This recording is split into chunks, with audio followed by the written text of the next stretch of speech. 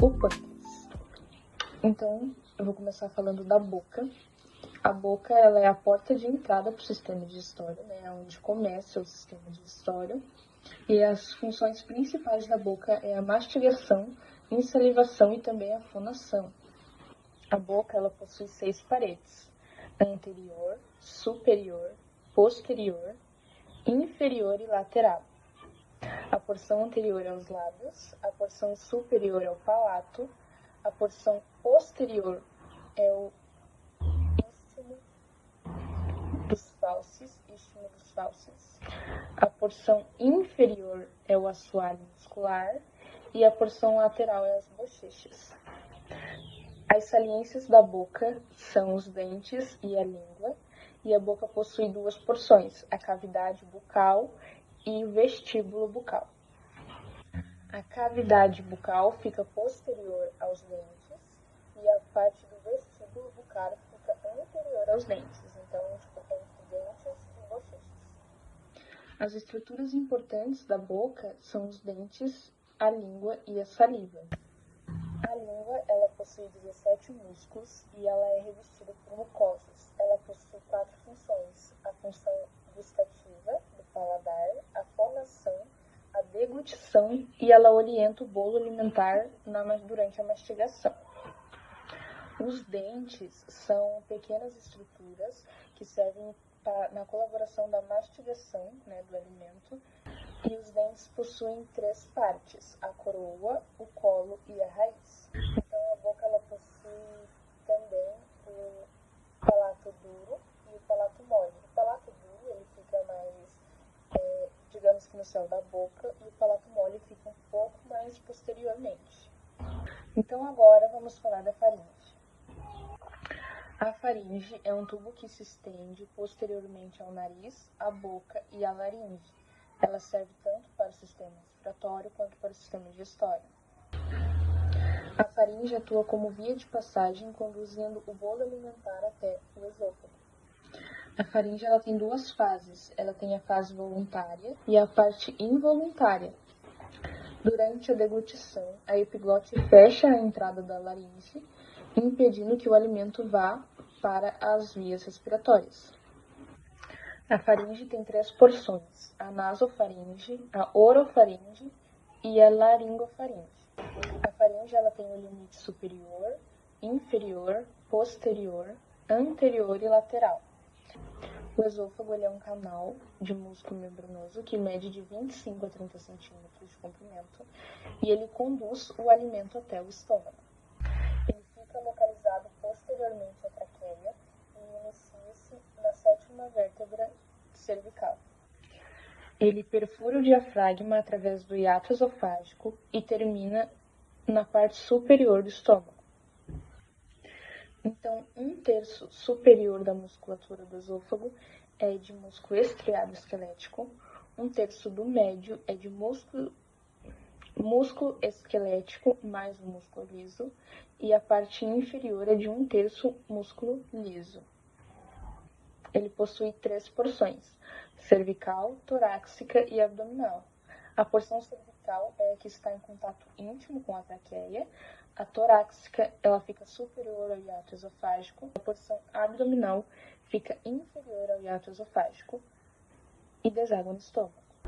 O esôfago possui 2 esfíncteres: o esfíncter esofágico superior e o esfíncter esofágico inferior.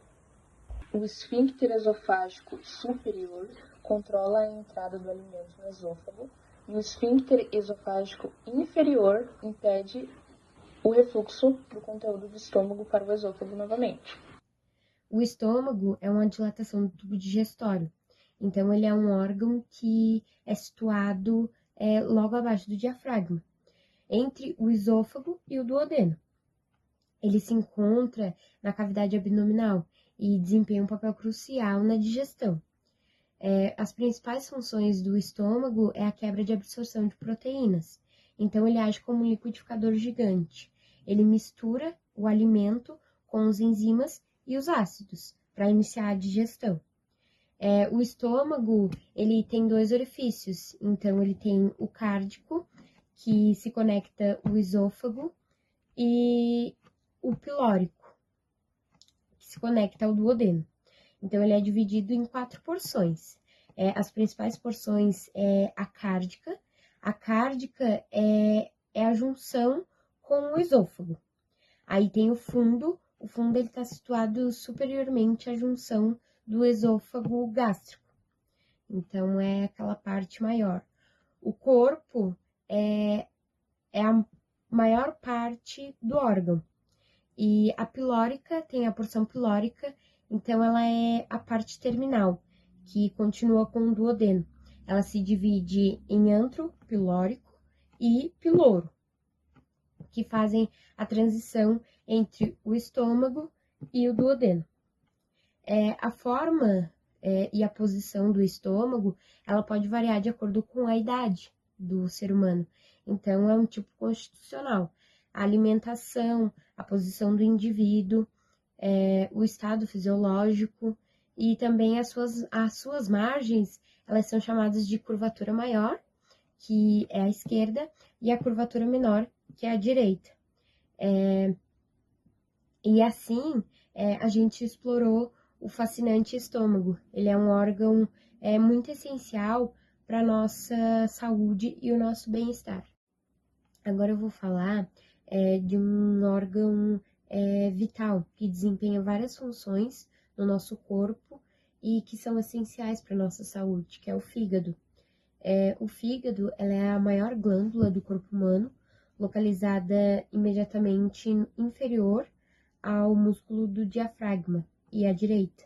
Então, embora uma pequena porção ocupe também a metade da esquerda do abdômen, e ele é protegido pelos arcos costais, no caso, pelas nossas costelas.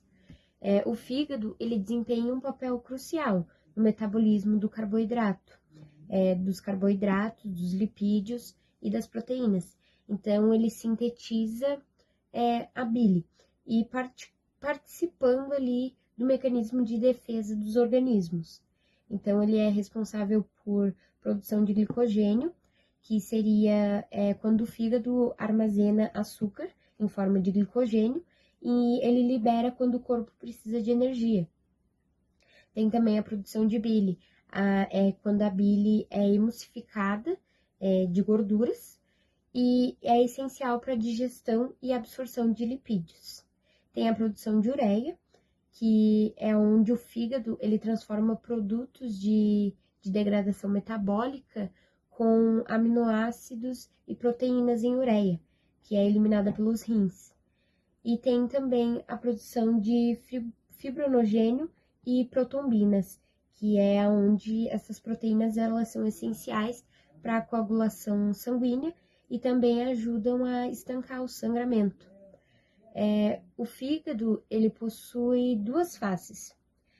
A diafragmática, que se relaciona com o diafragma, onde os lobos direitos e esquerdo são separados por uma pega de peritônio.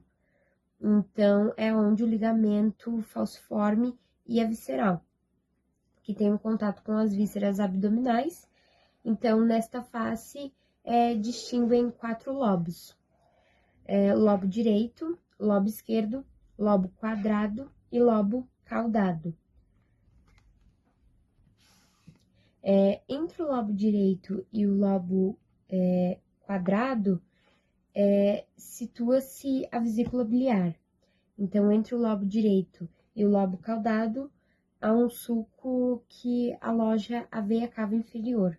Entre os lobos quadrado e caudado, há uma fenda transversal, a porta do fígado, por onde passam os pedículo hepático, composto por artéria hepática, veia porta e ducto hepático.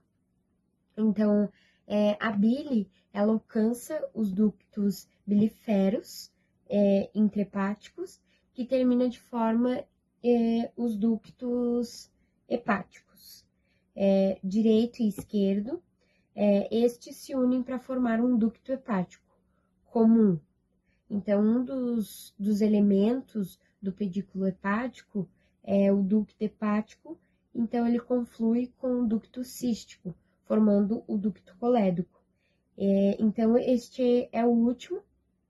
Então, ele se abre no duodeno, juntamente com o ducto pancreático. E assim, a gente explorou o mundo do fígado e um órgão multifuncional e muito essencial para a nossa saúde. Agora eu vou falar do órgão que é maestro na digestão e do açúcar no sangue, que é o pâncreas. O pâncreas, ele é uma glândula exócrina e endócrina. Ele está situado na porção superior do abdômen e posteriormente ao estômago. Então, ele está numa posição retroperitoneal, à esquerda da cavidade abdominal, e o seu tamanho é de aproximadamente uns 15 centímetros. O pâncreas, ele desempenha duas funções principais, que é a endócrina, ele produz insulina, um hormônio que regula o nível do açúcar no sangue. E tem a exócrina, que ele produz um suco pancreático essencial para a digestão de gorduras, proteína, carboidrato no intestino delgado. O pâncreas, ele possui 3 porções principais, que é a cabeça, onde a extremidade direita é dilatada e emoldurada pelo duodeno. O corpo, que é disposto transversalmente, e a cauda, que é a extremidade esquerda afilada. O ducto pancreático, ele se junta ao ducto colédoco, para desembocar no duodeno por um ósteo comum. Então, no entanto, o ducto pancreático também pode desembocar separadamente no duodeno por um ducto acessório. Então, o pâncreas, ele é um órgão multifuncional e essencial para a nossa saúde. Vou falar para vocês hoje um pouquinho sobre a função do intestino delgado, intestino grosso, reto e ânus. A principal função do intestino delgado é a digestão mais absorção. O intestino grosso absorve a água e forma fezes, o reto faz o armazenamento e o ânus faz a eliminação. O duodeno recebe quimo, bile e sucos pancreáticos. O jejuno tem a principal área de absorção. O ilho tem a absorção de vitamina B12 e sais biliares. O intestino grosso tem a absorção de água e eletrólitos, formação e armazenamento das fezes.